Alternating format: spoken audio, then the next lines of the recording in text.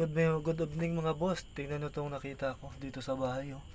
Ngayon lang ako nakakitang ipis na puti. Kulay-kulay ingay. Hindi ba ito engkanto? Sa palagay ninyo mga boss. Ayun oh. May isang video ako nito na wala pa siyang pakpak eh. Ngayon may pakpak na siya. Ayun na. Oh, ayun oh. Ipis na kulay white. Oh, ipis na kulay puti. Ala, nagtago na. Okay. Siya, binibidyohan mo siya eh. Ayun na, nagtago. Natakot ba yan? Natakot, marunong ba siya? Engkanto yata ito.